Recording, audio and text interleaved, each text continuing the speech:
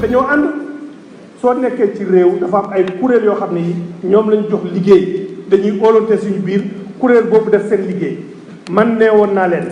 li nga xam ne moom la ARMP wax wala ëllëg Cour suprême wax ko loolu la ñuy doxal ñun nag liiruñu dossier bi ñi koy wax ñëpp liiruñu dossier bi bu ci nekk ay carton la ñuy indi donc dañ cee war a maandu su DSP yi waxoon naa ci ndoxu Touba ak assainissement Touba lu am solo ren jii li ma mën a wax mooy que ne su fekkee ne ndox mi nga xam ne moom la ñuy génne ci forage yi dox nañu amuñu problème mu perturbation groupe électrogène électricité ñaari coupure ndaw la ñu remarqué woon te yooyu groupe yi jëloon na en marche production bi 113 000 mètres cubes la mooy 113 millions ci ay litres soo jàppee ne doomu aadama bu nekk fanweeri litre par bés moom lay utiliser lu jege 5 millions nit mën nañ cee am ndox mais lu tax amuñu ci ndox ñun ñëpp xam nañ ko semaine bi passé la dalal ci sama bureau ñi yore mbirum ndox mi Touba kenn ci ñoom ne ma réseau bi dafa doy waar ba nga xam ne da ngay toog ci benn kër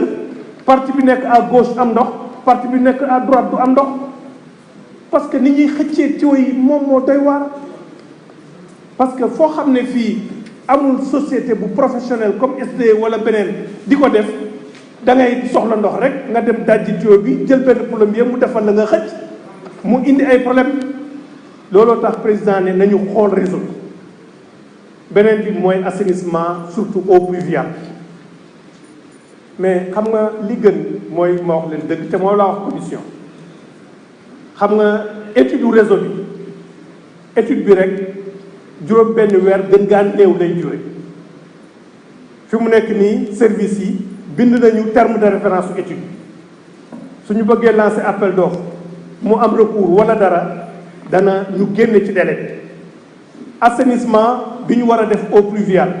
bi ñu ko xaymaa 20 milliards yu topp la délai yi nga xam ne moom la ONAS wax ne ci lañ ko entreprise mën a def entre 8 mois et 12 mois la doon donc il faut mu am suñu bëggee liggéey bi nekk ci biir màggal gi ci biir màggal sax du mën a pare il faut mu nekk en cours ni ko Cheikh Seck waxee il faut mu am yeneen jumtukaay suñu defoon tey jii jumtukaay yooyu da nga gis tout de suite nii la naan appel d'offre par entente directe lañ ko bëgg a def dañoo bëgg a te loolu rek moo mën a am pour que liggéey bi mën a jàll mais incha allah dinañ ci taxaw ni ngeen ko waxee foo xam ne fii ay millions ngi nit ñoo fa nekk dëkk bu màggee noonu màgg ci daywaay màgg tamit ci géographiquement nguur gi responsabilité loolu pour mu taxaw ci incha allah dañ ci taxaw beneen bi may terminer mooy mbirum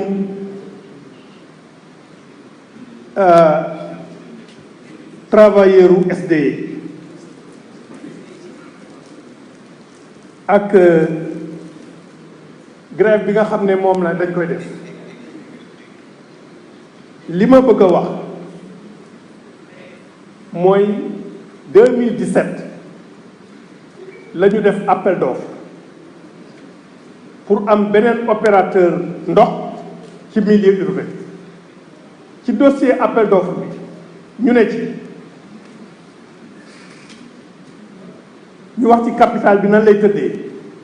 téeméer bu nekk nguuru Sénégal dañ ci am 20 ak juróom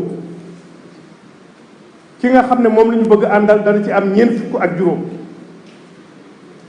secteur privé national bi dana ci am 20 ak juróom liggéeykat yi danañ ci am juróom mu nekk 100%. loolu moo nekk ci dossier appel d'offre loolu SDE Suez Veolia ci loolu la ñu xam ba def seen soumission ñu tànnal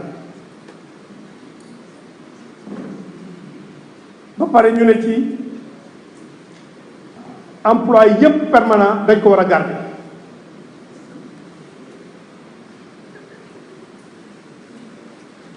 bi nga xamee ne def nañu attribution bi Suez ñu ngi ko def fin mai jot décision bi le 16 juin le 28 juin laa toog ak juróomi syndicat SDE ñu wax ma ne ñoom dañoo 15% léegi fekk bi ñuy def appel d'offre bi waxoon nañ ko bi ñu ko waxee mu am benn compte rendu de réunion bu ñu signé woon ak ñoom jamono boobu 2018 mais compte rendu bi kenn waxu ci ne dañ leen jox 15%. dañ leen wax ne possibilité bi mën nañ koo xool su fekkee ne appel d'offre bi pare na loolu ñu bind ci compte rendu bi ñu ma waxee 5% ma noté ko ne leen danañ ci waxtaan ci biir gouvernement bi ci même moment bi. liggéeykatu SONES ak yu ONAS nga xam ne 96 ñoom ñoo nekkoon ci li ñuy wax SONES avec 2 E Société nationale d'exploitation des eaux du Sénégal moo ëmboon boobu li nekk SDE ëmb li nekk SONES bi ñu xam ni ëmb ONAS ñoom tamit ñu seet si ma ne ma 96 biñ ne 5% la ñuy joxe 5% yi. liggéeykatu SDE ñoo ko moomoon liggéeykatu SONES avec un seul E bi am nii ak liggéeykatu ONAS liggéeykat yi nekkoon ci SONES bi balaa ñu privatiser ñoo ko moomoon waaye dem nañu ba nga xam ne 5% yi yépp dañ ko jox léegi liggéeykatu SDE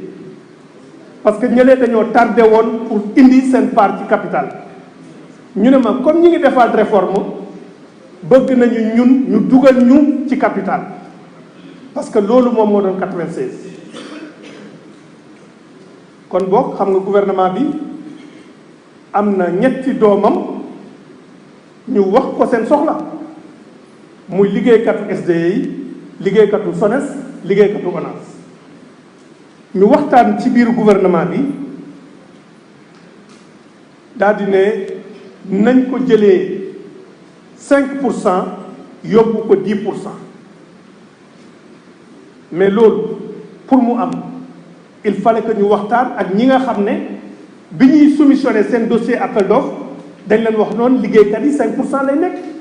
secteur privé bi nekk 25% ñu jël 5% ci secteur privé bi daal di ko dolli liggéeykat yi pour ñoom ñu am 5% pour ñu am 10%.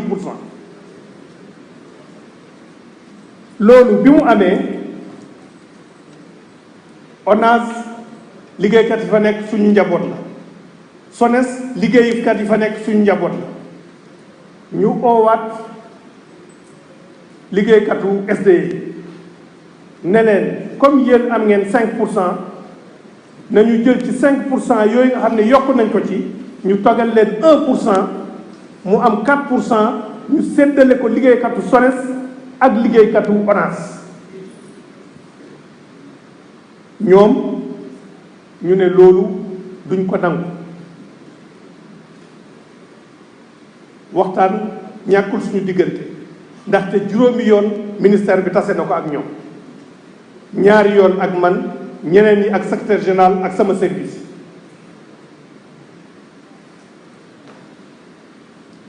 mais sooy waxtaan ak nit nga ne ko da ngaa bëgg 15% mu ne la du yow rek laa ma laaj ñeneen ñi laaj nañ la waxtaan nañu teg nañu 5% muy 10%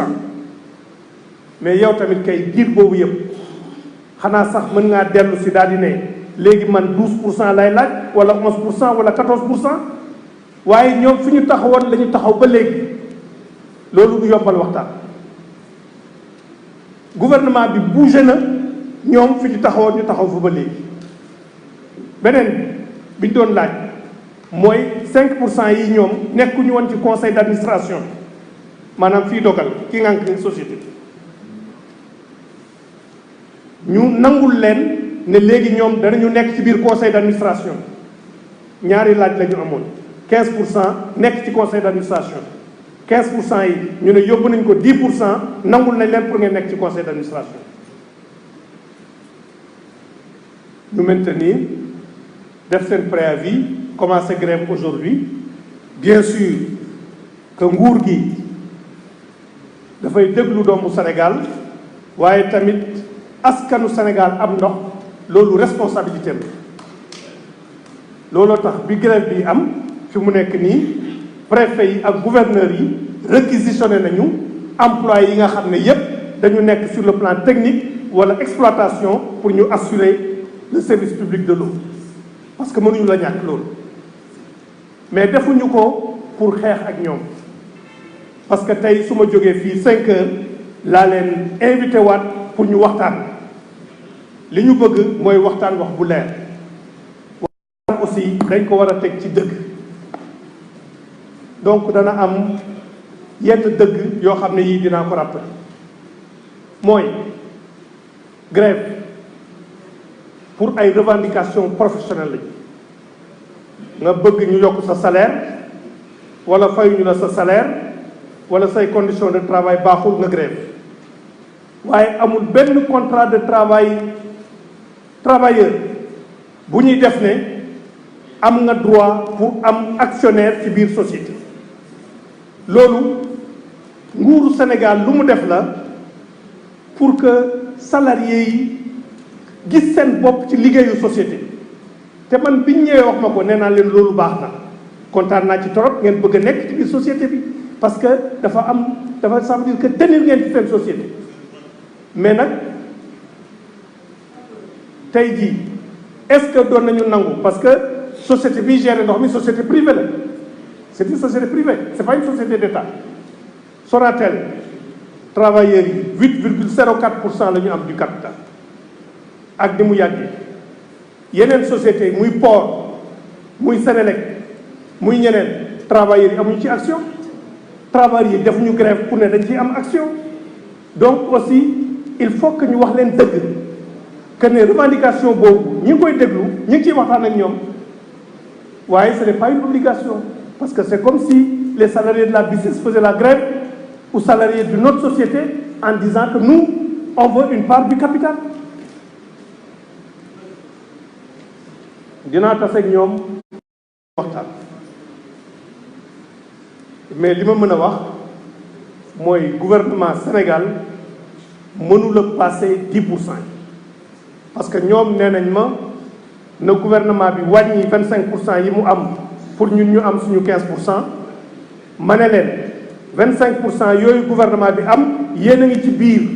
ndaxte gouvernement bi daf koo jël pour doomu Sénégal yépp yéen a ngi ci biir baykat yaa ngi ci biir sàmmkat yaa ngi ci biir fonctionnaire yaa ngi ci biir donc yéen a ngi ci biir ci 25% yooyu ñu ne ma nañ ko jël kon ci secteur privé bi ma ne leen ci nguur économie dafa am lu ñuy wax agent économique ñoo xam ne ñii ñoom dañoo dem wékku ci seen salaire pour dund ci ñoo xam ne ñii dañoo dem wékku ci ay investissement yu ñuy def ci société pour am ci ay dividendes agent économique bi ce n'est pas sain muy def concurrence feneen agent économique bi le privé c'est leur rôle ñoom d'investir de prendre des risques kenn mënu leen a def à ce niveau-là donc ubbeeku nañu danañ leen déglu tey jii nii ci week-end bi sax ñi ngi doon waxtaan ak ñoom dañ leen déglu ñoom ñoo war a ñëw fi mu nekk nii ak proposition suñu defee proposition ñu seet ndax dañu mën a d'accord mais fukk yi moom duñ ko mën a teggi te duñu mën a niilal liggéeykatu SONES yi ak liggéeykatu ONAS yi duñ ko mën a niilal parce que ñoom tamit ay doomu Sénégal lañu ci secteur boobu la ñuy liggéey te wax nañu ak ñoom ba pare jarul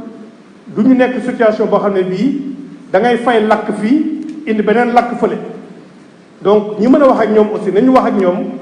am na loo xam ne lii mën naa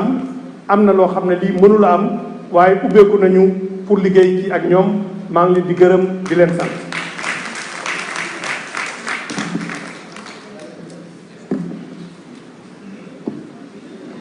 Je vous remercie, Monsieur le ministre. Monsieur le ministre des Finances et du Budget, vous avez la parole.